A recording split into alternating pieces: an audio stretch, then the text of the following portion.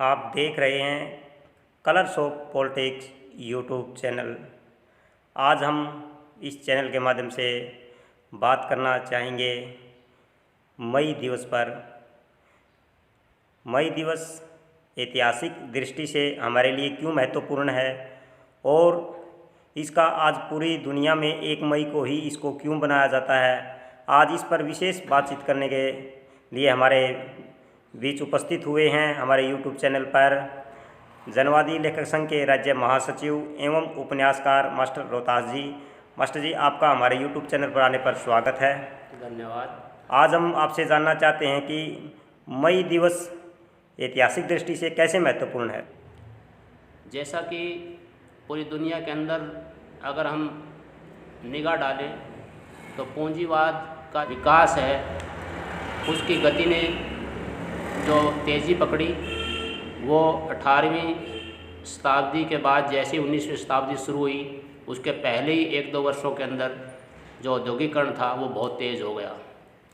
और जो औद्योगिकरण तेज़ होने के बाद मज़दूरों की फौजें भी उन उद्योगों के अंदर थी और उन्होंने अपनी जो दास्ता थी, जो बुर्जुआ वर्ग पहले सामंतवाद के साथ लड़ते हुए मज़दूर को ये कह कर लाया कि आपकी जो सुविधा है वो हमारे जो शासन व्यवस्था होगी या जो औद्योगिक व्यवस्था होगी उसके अंदर आपकी जो दास्ता नहीं रहेगी। तो उस समय उन्हें बहुत जल्दी ही मज़दूरों ने एहसास कर दिया, क्योंकि सामंतवाद के खिलाफ क्रांति में बुर्जुआ के साथ सर्वहारा वर्ग भी शामिल था। तो सर्वहारा ने यह अनुभव कर लिया था शुरू में ही कि भी हमारी जो दास्ता है इस औद्योगिक समाज के अंदर भी नहीं है, वो दास्ता जो विद्यमान है उसका हल नहीं है। तो इस तरीके से शुरुआत में ही मज़दूरों ने जो है अपने आप को धीरे धीरे छोटे छोटे ग्रुपों में, यूनियनों में संगठित करना शुरू कर दिया था। और एक इतिहास के अंदर एक जिक्र आता है कि 1806 के अंदर ही अमेरिका के अंदर मौचियों ने एक बहुत बड़ी स्ट्राइक कर दी थी। उसके बाद 27 के अंदर भी एक अमेरिका के अंदर यूनियन बन गई थी, जिन्होंने जो पहली ट्रेड यूनियन के रूप में जिसे मान्यता है। तो इस तरीके से संगठित होने का जो काम था वो 18वीं शताब्दी के समाप्त होने के तुरंत बाद ही शुरू हो गया। लेकिन इसके अंदर जो है जो वर्गीय चेतना थी वो उस वक़्त तक मज़दूरों के अंदर आनी शुरू नहीं हुई जब तक उनके पास कोई वैज्ञानिक चेतना वाला कोई समाज वैज्ञानिक नहीं आया। 1847 तक जब हम आते हैं उससे पहले जितने भी गृह युद्ध हुए हो या जितने भी सामाजिक आंदोलन हुए हो उन सब में बुर्जुआ के अधिपत्य की बात ही थी। सामंतशाही के खिलाफ बची हुई जो सामंतशाही थी उसके खिलाफ एक लड़ाई जारी थी। लेकिन 1847 में पहली बार एक कम्युनिस्ट घोषणा पत्र लिखा गया, जो छोटी छोटी लीग थी मज़दूरों की, उनको इकट्ठा करके एक यूनियन कम्युनिस्ट लीग के नाम पर, अंतर्राष्ट्रीय कम्युनिस्ट लीग के नाम पर एक संगठन बनाया गया। उस घोषणा पत्र के अंदर सर्वहारा की बात पहली बार हुई और उस घोषणा पत्र के अंदर हालांकि ज़्यादा जो जिक्र है वो जिक्र है सर्वहारा के शोषण का। लेकिन जब सर्वहारा के शोषण की बात उस घोषणा पत्र के माध्यम से की गई तो सर्वहारा ने बहुत ज़्यादा विद्रोह यूरोप के देशों में भी और अमेरिका के देशों के अंदर भी जो है किए। और वो जो विद्रोह थे उसका मुख्य जो नारा था वो यही था कि काम के जो घंटे हैं उनकी जो है सीमा तय की जाए। उन्होंने एक नारा विकसित किया कि 8 घंटे काम, 8 घंटे मनोरंजन और 8 घंटे आराम। और ये नारा पूरे ऑस्ट्रेलिया के अंदर जो एक छोटा सा महाद्वीप है, धरती के एक छोर पर स्थापित है, उसके अंदर बहुत तेज़ी से फैल गया। और वहाँ के सरकार के हस्तक्षेप के बाद जो मज़दूर को ये सुविधा हासिल हुई। और उस समय जो सूचनाएं हैं वो इतनी तेज़ी से संसार में नहीं फैलती थी, और जब धीरे धीरे ये सूचना दुनिया के अंदर फैलनी शुरू हुई तो लोगों को ये प्रेरणा का भी एक मौका उनके हाथ लगा। लेकिन 1864 में जब हम पहली बार कम्युनिस्ट लीग बनी, वो असफल रही। हम उसके इतिहास पे नहीं जाना चाहते क्योंकि अगली एक सीरीज़ हमारी होगी जिसके अंदर मार्क्स की भूमिका पर जिक्र करेंगे, हम उसमें थोड़ा इस पर रोशनी डालेंगे। लेकिन 1864 में जो पहला इंटरनेशनल था उसका भी मुख्य जो मकसद था, वो जो मुख्य मकसद ही ये था कि काम के घंटों की सीमा तय की जाए और वेतन जो है मज़दूरों को इस तरीके से दिया जाए ताकि उनके जीवन यापन के लिए थोड़ी सी सुविधा बहाली हो। लेकिन ये मांगे जो है बहुत ही ज़ोर शोर से जो औद्योगिक जो एकता थी उसके उनकी ज़्यादा मजबूत एकता थी और उनका जो शासन भी उनके साथ था। पूरी दुनिया के अंदर अलग अलग चीज़ों को लेकर गिरफ्त भी छिड़ रहे थे, लेकिन मज़दूर की जो एक श्रमिक जो है उस श्रमिक की वर्गीय पहचान अभी तक हासिल नहीं होने के कारण ये आंदोलन जो है मांगों के साथ ही बिना पूरी हुए दफन हो जाते थे। और उसके बाद जब 1876 के आसपास आते हुए, हालांकि जो प्रथम इंटरनेशनल था वो अमेरिका के अंदर शिफ्ट हो गया, लेकिन उसके बावजूद उसकी गतिविधि आगे नहीं बढ़ पाई। उसके कारण हम बार बार बता रहे हैं कि बुर्जुआ वर्ग भी अपने अंतर्विरोध में उलझा रहता था, तो वो उसे बहुत ज़्यादा लगातार सक्रिय आर्थिक संकट 10-12 साल के बाद उसे उनका सामना करना पड़ता था। तो उस वजह से ही मज़दूरों की मांगें भी आगे नहीं बढ़ पा रही थी। लेकिन ये लड़ाई अमेरिका के अंदर, क्योंकि मज़दूर, जैसे हमने बताया कि मज़दूर जो दिवस है या श्रमिक दिवस है, इसका 8 घंटे के काम के साथ सीधा संबंध है और फिर इसके पूरे आंदोलन का संबंध अमेरिका के शिकागो शहर से भी जुड़ा हुआ है। जो यूनियनें बड़ी हुई अमेरिका और कनाडा के अंदर, जो मज़दूरों की यूनियन हुई, उन यूनियनों ने हर साल मई के अंदर जो है हड़ताल करने की घोषणा की 1 मई को, कि हम 1 मई को काम के जो है घंटे कम करने की, 8 घंटे जो काम की जो घोषणा है उसको करने को लेकर हम हर साल 1 मई को हड़ताल करेंगे। शिकागो के अंदर एक उद्योग था कृषि यंत्र से संबंधित, उसके मज़दूरों ने 1 मई को अपनी एक सभा की और सभा इसी मांग को लेकर थी कि भी हमारे जो काम के घंटे कम किए जाएं।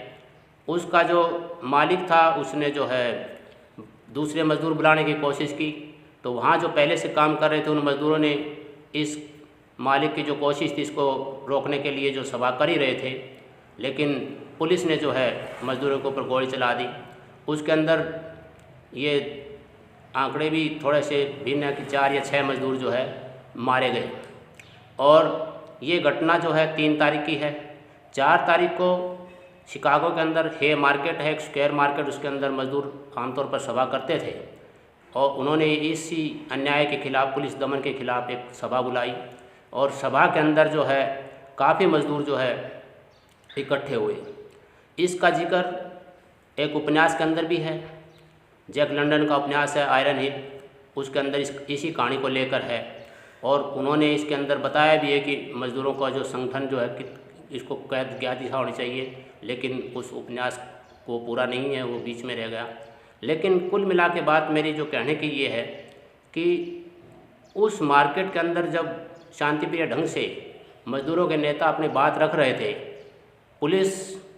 कुछ लोग तो ये कहते हैं कि पुलिस ने जो है सभा के ऊपर हमला किया, लेकिन कुछ डॉक्यूमेंट्स ऐसे भी हैं वो कह रहे हैं कि पुलिस जो है दूर खड़ी इस सभा को सुन रही थी और अचानक जो है पुलिस के ऊपर जो है किसी ने बम फेंक दिया और बम फेंकने के बाद जो है उसमें 7 पुलिसकर्मी और कुछ नागरिक मारे गए और जितने अमेरिका के जो महत्वपूर्ण मज़दूर नेता थे उनको गिरफ्तार किया गया। उनमें 4 को फांसी हो गई, एक ने आत्महत्या कर ली, किसी को कुछ सज़ा हुई उम्र कैद की, बाद में उनकी सज़ा माफ़ हो गई क्योंकि उन मज़दूरों का उस बम फेंकने में हाथ नहीं था। बाद में समय बाद ये भी प्रमाणित हुआ कि वो जो बम फेंकने की कार्रवाई थी पुलिस के ऊपर, वो जो औद्योगिक जो मालिक थे उनके द्वारा की गई। लेकिन जो चीज़ होना था वो कर रही और ये जो 4 मई 1886 की जो हे मार्केट की घटना है, इसने पूरी दुनिया के अंदर श्रमिकों के अंदर एक आक्रोश पैदा कर दिया। जो पहले से ग्राउंड तैयार यहाँ के जो श्रमिक नेताओं ने किया था, हालांकि श्रमिक नेताओं के अंदर भी एक अंतर्विरोध रहा है। दो तरह के नेता शुरू से 1847 से लेकर बाद तक जो 1886 तक आते हैं, एक अराजकतावादी और एक क्रांतिकारी। अराजकतावादी जो ज़्यादा उग्र तरीक़ों में विश्वास करते थे और डर भय के हिसाब से मतलब डरा भय धमका कर कुछ हासिल करना चाहते थे। क्रांतिकारी जो है वो हड़ताल और तालाबंदी के ज़रिए शांतिप्रिय ढंग से अपने आंदोलन को बढ़ाते हुए, उसका चरित्र जो है क्रांतिकारी था, डरने का और पीछे हटने का नहीं था, उस तरीके से आगे बढ़ते थे। इस धारा का एक का नेतृत्व जो है कार्ल मार्क्स करते थे, जो क्रांतिकारी धारा थी। दूसरे का जो नेतृत्व है प्रूदो बकुनिन, जो रशिया के सिद्धांतकार थे, वो करते थे। तो 1886 की जो घटना है वो पूरी तरह मार्क्सवाद से प्रेरित थी और उसमें जो है मज़दूरों ने बिल्कुल ही पहले 3 मई को भी शांतिप्रिय ढंग से सभा कर रहे थे और वहाँ एल्बर्ट पार्सन जैसे बहुत बेहतरीन समाजवादी नेता थे जो विद्वान भी थे और वो भाषण करने के लिए आए हुए थे। तो कुल मिला के ये जो वहाँ का जो अमीर वर्ग है जो शोषण करता था मज़दूरों का, उसकी एकता और मज़दूरों की एकता, और उसके बाद शासक वर्ग का उसमें जो रोल था, तो वो जो रोल सारा हमारे सामने आया।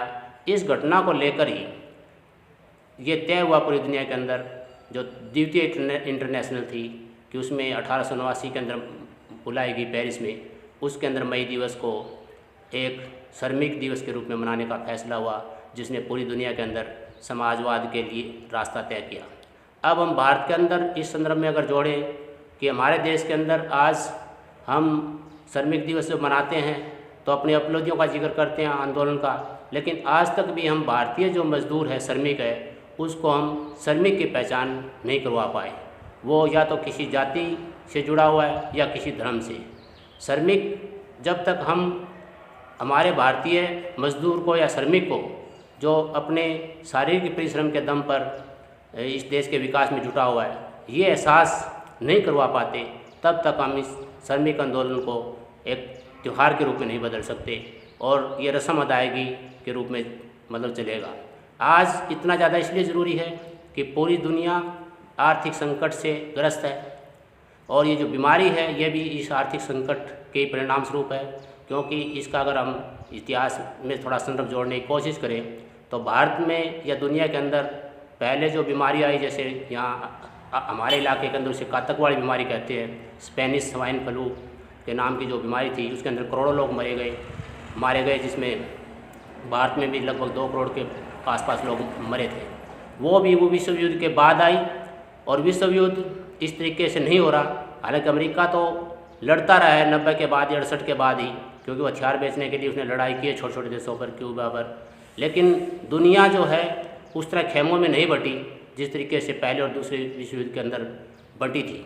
तो वो लड़ाई न होने की वजह से अमेरिका अकेला लड़ कर छोटे छोटे देशों को धमका कर अपनी जो ताकत ख़त्म करके आज वो आर्थिक लड़ाई लड़ रहा है। पूरी दुनिया आर्थिक संकट जूझ रही है और उसी के ही आर्थिक जो लड़ाई है, ये लड़ाई उस लड़ाई से भी ज़्यादा खतरनाक है।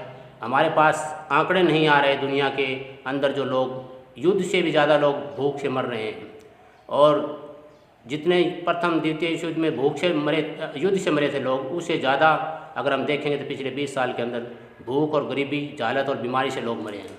तो ये एक तरीके की अलग तरीके की जो लड़ाई है, क्योंकि वैसे भी वैज्ञानिकों की भविष्यवाणी रही है कि तीसरा विश्व युद्ध नहीं होगा कभी, क्योंकि अगर तीसरा विश्व युद्ध हुआ तो चौथा विश्व युद्ध हमें तीर कमान से लड़ना पड़ेगा। तो ये जो लड़ाई आर्थिक मंदी के खिलाफ ही पूरी दुनिया के अंदर लड़ाई है, और उस लड़ाई के अंदर अब ये पूंजीवादी व्यवस्था का संस्थागत स्थायी संकट है, जैसा अर्थशास्त्री बता रहे हैं कि इससे पूंजीवादी जो देश है, पूंजीवाद जो है इस संकट से बाहर अब नहीं निकलेगा। वो चलेगा कितने दिन, सवाल ये है, क्योंकि कई बार जो बीमार शरीर होता है वो भी 10-10, 20-20 साल निकाल देता है। ये तो इतिहास की बात है कि कितना समय निकालेगा ये पूंजीवाद, तो वो अब निर्भर करता है कि श्रमिक वर्ग की एकता पर और श्रमिक वर्ग की वर्गीय चेतना पर। तो इसलिए हमें इस मई दिवस को श्रमिक वर्ग की चेतना के साथ जोड़ने की ज़रूरत है।